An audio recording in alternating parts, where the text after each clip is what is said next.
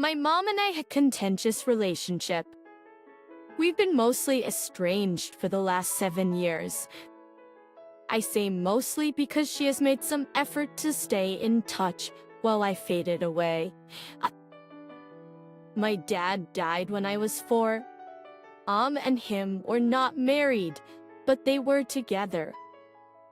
She leaned heavily on my dad's family for a couple of years. Then she moved us away so she could start a better life for us. After moving, she met John and married him. I was told more than once by John and my mom that John was now my father, and I was told to call him Dad. Refer to him as Dad with others, and not to correct anyone who used the term Dad or Father. I was to correct those who said he was my stepdad. I didn't want to do this, but I was punished, and John yelled at me multiple times for disrespecting his love. And I was berated and told that he was stepping up to take me on as his daughter, and the least I could do was respect him as my father. When my mom gave John children, it became very clear that he never saw me as his. I was treated differently. I wasn't given the same anything, yet the rule still remains in place that I called John Dad and would get punished for any instance of not. Always took his side and always backed him up. I always agreed that he deserved some kind of respect for this stuff. I still have some bitterness over this. I didn't want John to be my father, but at the very least, if I'm going to be forced to address him as such and to correct people who spoke the truth, I felt like I should have been treated better at least. But that didn't happen, and I moved out the day I turned 18 and stopped speaking to or seeing my mom and John. She would reach out sometimes, and I would read or listen to her speak. But I felt good not having them around. Now John has been diagnosed with a neurological condition, and my mom is caring for him. She asked me to come and help her, to help him, to help out her children. I refused. She told me she needed me, they needed me, and I'm their daughter. I told her I didn't care. I wouldn't help. And after everything they had done, they deserved nothing from me. I told her she failed me as a mother, and as far as I was concerned, they were already dead and buried and nothing to do with me. She said I was being unfair, holding on to the past too much, and lacking in compassion. She tried to tell me to think of the good times. I told her she failed me. She forced me to say stuff I didn't want to say as a kid in order to appease her husband, who didn't treat me like his kid anyway. And my family friend reached out after the disagreement and told me I should be ashamed. And while they were imperfect back then, they were still my family. And I piled on a woman who was doing the hardest job imaginable, caring for a sick, loved one. Am I the idiot? Not the idiot? Your mom and stepdad both failed you as parents. Both of them disrespected your memory of your father. Hurt your stepdad, forcing you to call him something he wasn't entitled to and didn't live up to. Fretted your mom, choosing him and his kids over you. I mean, the only parents you had left didn't want to protect you. Now she can live by her choice. And that family friend can help her if she's so concerned, because it turns out that she's not your friend. Yes, apparently family friend has plenty of time and energy on her hands. Perhaps she could put that to better use by helping Up's mom. Children are dependent on the grown-ups.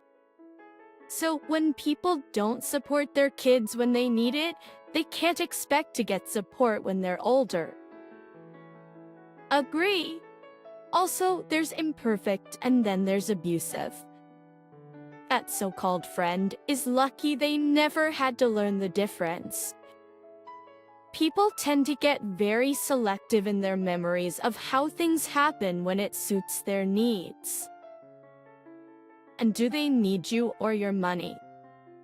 Acting for 7 years, he decided he was no longer your father and your mother only made a token effort to remain in contact. Now there's a need on their part for help. They've decided that you are part of the family. Feel free to walk away with a clear conscience. My daughter Cleo tween is very active outside of school. She plays soccer, takes swim lessons, and plays outside with the neighborhood kids. She's very social. Most of her friends are from outside of school. At school, however, she struggles to make friends. Theo has ADHD and was bullied in 3rd and 4th grade for some of that. Stood the camp supportance. While it was brought under control by 5th, current grade, these kids still don't play with her and ice her out. While they don't have to play with her, it also means that she doesn't socialize a lot at school. She's okay with this. Her teacher says our daughter often plays alone at recess or reads. My wife and I weren't very concerned and explained that she was very social and active afterward. Cleo is a huge reader. She's currently reading her way through my wife's collections of books from her childhood. She loves them and treasures them, knowing they were her mama's, and wants to take great care of them. She came home on Tuesday very upset and worried that her mom would be upset with her. They asked why, and she said her teacher had taken her book away and won't give it back until tomorrow. When pressed for more information, she said she was reading at recess. Her teacher walked over, took the book, and told her to go play. My daughter begged for her book back and the teacher refused. I quickly assured Cleo that she wasn't in trouble and even called my wife at work to have her back me up. It was quite concerning that she was so afraid, as my wife isn't one to fly off the handle. She's always gentle with Cleo. As suspected, my wife assured her she wasn't upset and that Cleo did zero wrong. The next day, I brought Cleo to school early and walked her to class. But the teacher was there. I told the teacher to give me back the book. She obliged and tried to defend herself. I told her to save it, and she had no right. There's no rule that Cleo has to do physical activity at recess, and we expressed no concern. The teacher said she was allowed to set boundaries for her class, but I pointed out that recess was free time. It's not like Cleo is reading during math. We went back and forth, and finally I said I'd be reaching out to the principal. The issue was resolved quickly. I don't know the particulars, except the principal told me that Cleo can read at recess. Especially unless she actively harms someone or reads during a non-designated time, she wouldn't have any more books confiscated. My wife and I were pleased. Even more so. My cousin is a teacher at this school, just in a different grade. She says what I did is hot gossip in the teacher's lounge, and that I've been marked as one of those parents. She says the teacher isn't paid enough, and I should have just accepted the role. When I pointed out we only have 2 more months left at this school. Cleo is our only and starts junior high in August. That's not a concern. My wife and I feel justified, but we're wondering if I'm an idiot. But the idiot. And what does the teacher's pay have to do with her overstepping her bounds? If she wasn't paid enough, one would think she'd want to relax at recess instead of harassing children. These are 2 separate issues. Being paid enough doesn't have anything to do with her going on a power trip and confiscating students' belongings when they aren't doing anything wrong. Your child should not be mistreated because a teacher isn't paid enough. A teacher had no right to take her book from her, much less keep it overnight. Why is this woman a teacher? How can you actively discourage reading and call yourself a teacher? You did the right thing. The teacher was strangely out of line and lacking in compassion. Even if well-intentioned, she effectively punished Chloe, which was wildly inappropriate. My sister was always a tomboy, and she made it clear very young that she's into girls. She didn't even have to come out, as she's been talking about her girl crushes since middle school. She has a really close best friend, the Pony Eek, who is always allowed to come over and even sleep at our house, because our parents viewed him as just a friend. Meanwhile, I was never allowed to have boys over. Their relationship was always a bit suspicious to me, because they were always very close physically, play wrestling with each other and such. She's 19 now, attending the same college as Ben. And they even lived together as roommates. She came home last weekend and announced that Ben and her are dating now. Our parents were really surprised, but they didn't say anything. I pulled her aside to ask, "What's up?" I see 2 options. She's not into Ben, but suddenly decided to use him as a beard and go back to the closet for some mysterious reason. The 2, she was always into him, and they had been secretly dating all this time, and she purposely lied to our parents to be able to spend more time with Ben. She said she didn't lie. She needed time to figure out her orientation and coming to terms with it when everyone was treating her like a lesbian since she was 8 didn't make it easier for her. She also said that if I have a problem with their parents not letting me have boys over, I need to take it up with them, not her. Then she treated me like crap the whole rest of the weekend.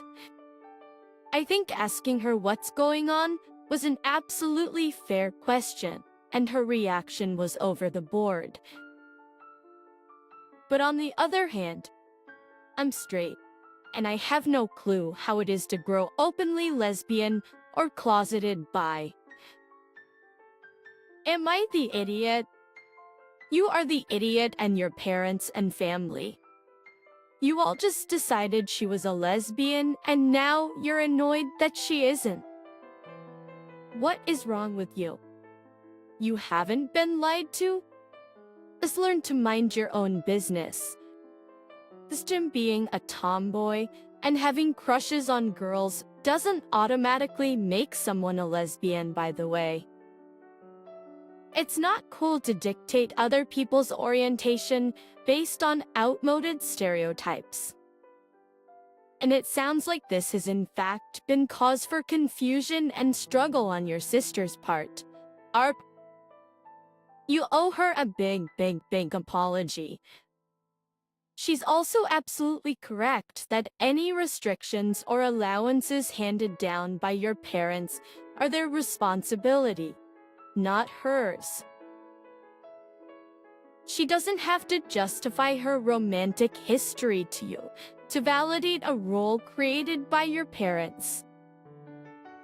Justify her romantic history to you to validate a role created by your parents. Exactly. Your anger is misplaced, and you should be speaking with your parents, not your sister. Think about this the other way around. Everyone had assumed she was straight from a young age, and then suddenly she was dating her best friend that was a girl. You wouldn't have accused her of lying that she was straight. And you wouldn't have made a big deal about it being a female friend that your parents allowed to hang out at the house. You might have been a little surprised, but your accusatory reaction wouldn't have happened. My sister got married last night. That was great, but there was an issue with the cousin of the groom and me. The wedding was about a 3-hour drive from our house, and the venue's also a resort, so we got one of the rooms that were booked as part of the wedding group. The place also has complimentary EV chargers, so I didn't stop to charge along the way. When we got there, one of the chargers was in use, and the other had a regular car parked in the spot blocking it.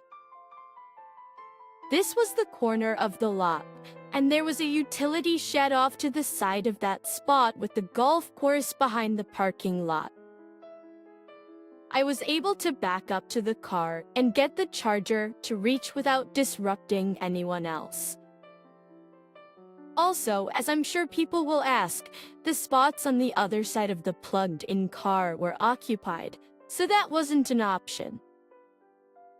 My now brother-in-law came up to me later after the cake was served and asked if I had blocked a car to plug in and said his cousin was freaking out and that I needed to move.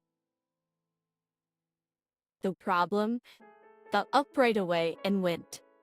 But then I get out there and this guy is flipping out.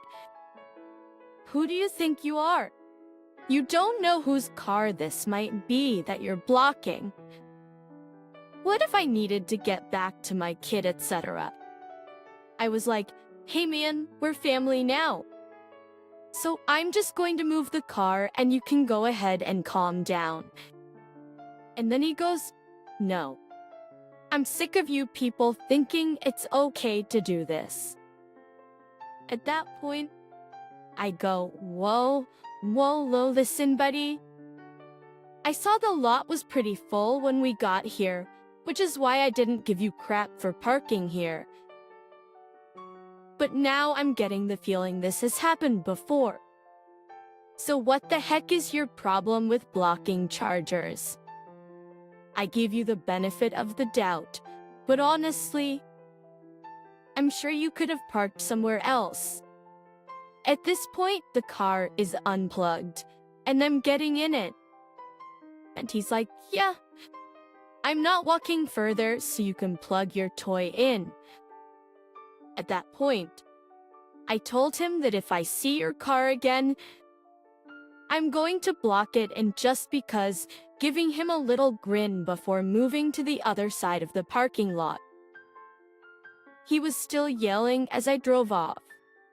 And now I'm wondering if I'm the idiot for telling them what happened with the cousin. I don't want to tell them to stir the pot or have them tell him off. I'm considering mentioning it as I'm concerned about whether or not I need to be concerned with this guy moving forward and how often I'll be seeing him. You would be the idiot if you brought it up at any time in the next month or two. So let them enjoy their honeymoon time. And once life has returned to normal for them, you can mention it as, hey, this weird thing happened. But that guy was the moron here. Honestly, I would wait, Just because it seems likely, he'll tell them first anyways. So you might as well let him be the idiot first. What's the benefit of ranting to them? They just got married. Can they go a full day without family drama they'd have to meet yet? I'm not clear about the benefit for them and you telling them. Do you want them to go tell him off for you? It sounds like you are the idiot. Let it go for now. Yeah, this issue is between you and his cousin.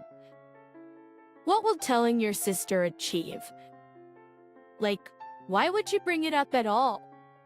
You're adults. At Supetians, another adult was rude and idiotic to you. You weren't hurt. It's not illegal. Idiots are everywhere. What are you looking to do? Stir up drama to turn his family against him for personal validation. Your sister wants to enjoy her honeymoon. Don't make her play family HR. My dad has me, a teen male, and my brother, a tween male, and our mom died 8 years ago.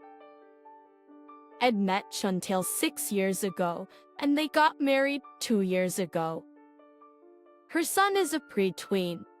My brother and I have known Chantel and her son for almost 4 years now. Chantel's son, Kyle, is an only child, has no dad, no extended family, and he latched on to me fiercely when we met. It's frustrating how he'd insert himself into stuff with my brother. He'd invite himself along. He'd try to hug me and hold on to me and my dad, and Chantel told me to allow it and hug him when I told them it made me uncomfortable and annoyed me.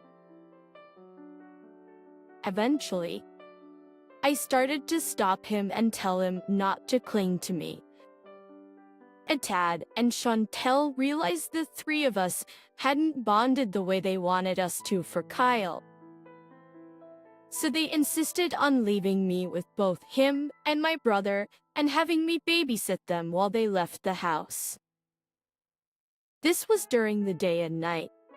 Dad would also set up times where I had to take them to the park. So I should bring up my brother and I are close, like super close. We lost our mom, all 4 grandparents, and our only uncle. We've had aunts in the space of like 3 years. Losing them made us closer. I was always an affectionate big brother. My mom used to say that. And our relationship is so easy and natural that we hug. Kyle saw a lot of that during the forced babysitting, the forced park trips, etc. And he never got to hang all over me or be my shadow like he wanted. And it caused him to have trouble dealing with stuff. Chantel was concerned, and so he went to therapy for that. He admitted to being jealous and that he hates my brother. But he also wants me all to himself. He's still in therapy, but he told Chantel that he's never going to be happy not being my brother. Chantel and Dad blamed it all on me. They said I had a responsibility to Kyle to be a good brother to him, and that it was my job as the oldest to look out for him and make sure I was loving him the same as I love my brother. My dad has brought it up a couple of times on his own as well, and the last time I told him that he and Chantel should look at themselves because they knew Kyle was seriously clingy with me. And they sent him out with me and my brother, knowing we're close and have an affectionate relationship, and did nothing to make sure he'd be okay. He told me I should have put my own feelings aside and done what Kyle needed me to do. Chantel was like, how dare I blame them? And she called me evil for blaming them when I've destroyed her son. I feel guilty, Am I the idiot? Thought the idiot. And yes, it is your father and stepmother's fault. Kyle should have been told the two of you are brothers. Plus, you've both suffered the same serious losses in a very short time. That means the two of you have a special bond. Kyle needs to be taught that his bond with you will be different because of that. And he cannot force it. Otherwise, that'll drive you further away. And no one should ever be forced to accept affection and clinginess from someone if it makes them uncomfortable. How have you destroyed her son? Your stepmother needs to go to therapy herself if she can't see that she's part of the problem. Kyle is a ticking time bomb, and he'll go off on your brother. Please talk to your brother and your aunts about your stepbrother's behavior. I worry about you too. But to be blunt, in a few years you're going to be able to live on your own, and you're going to want to cut contact with your brother. I suspect your father and Chantal will forbid your brother from coming to see you, unless Kyle can go too. That's all accurate. I would avoid the kid altogether after that crap. That is straight up delusional BS. Chantal just didn't want to deal with her kid, so they purposely dumped him on you. Chantal called you evil? There's no coming back from this context. Wonder if Chantal has been doing something to egg this on. I hope you can leave and take your brother in 2 years, because they clearly don't want to do anything to actually manage this.